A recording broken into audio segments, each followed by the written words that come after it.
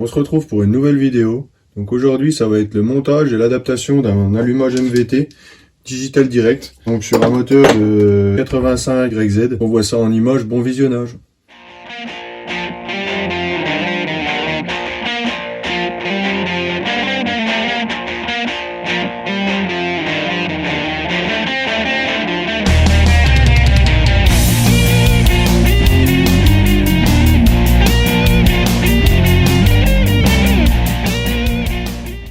Donc déjà j'ai vu la taille du rotor, donc je me suis posé la question, donc il y avait combien de différence de poids entre les deux rotors. On va le voir tout de suite.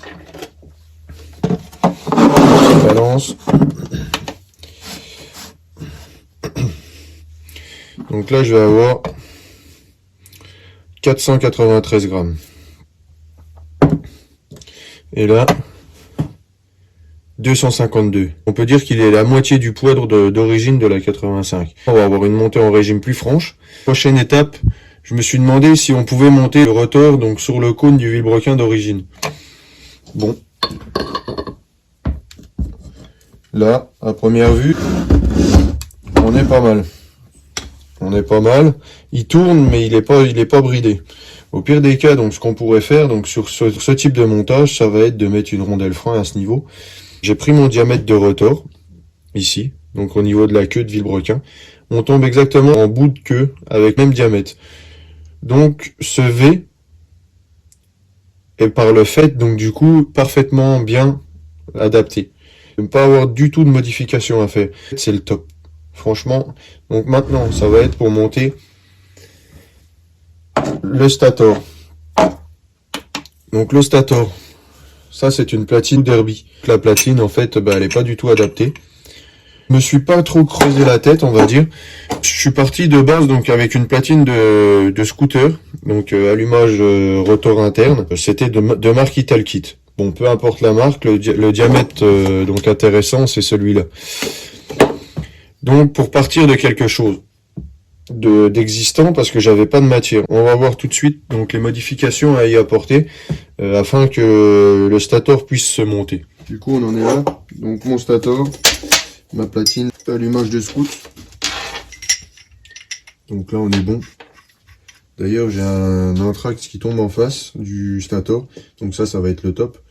J'aurai juste à repercer, retarauder ici. Donc là, l'étape qu'on va avoir, ça va être donc de diminuer le diamètre pour pouvoir avoir le diamètre donc de la platine d'origine, ici. Et puis après, prendre l'anthrax pour pouvoir fixer donc déjà la platine. Je vais devoir retirer l'épaulement là.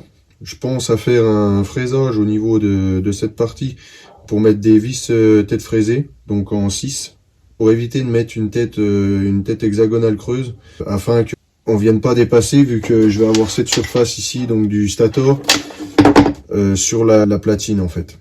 Donc on se retrouve au retour, donc déjà pour diminuer ce diamètre.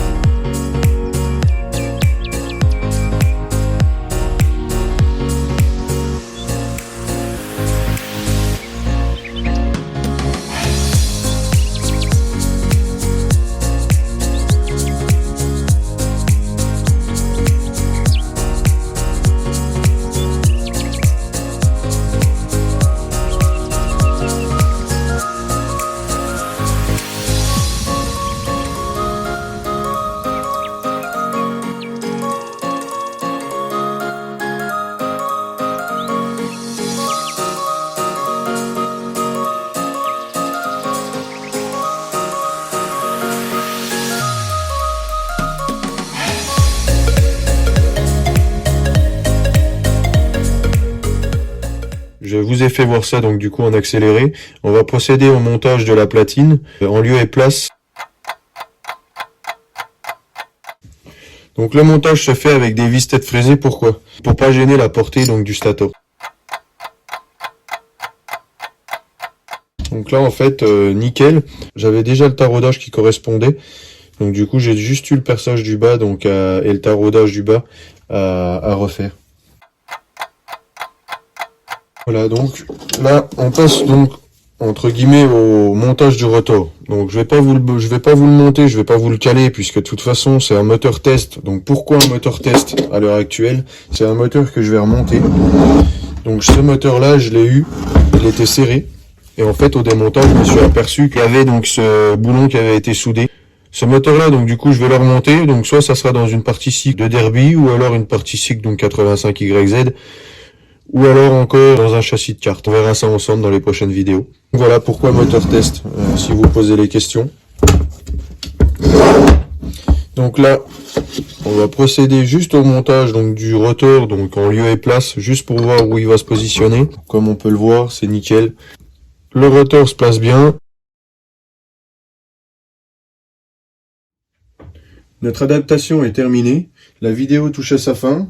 Dans une prochaine vidéo, je vous parlerai donc des avantages et des inconvénients donc de ce montage et le montage de l'allumage pour des essais dynamiques. Si la vidéo vous a plu, n'hésitez pas à liker, partager et à vous abonner. Allez, salut!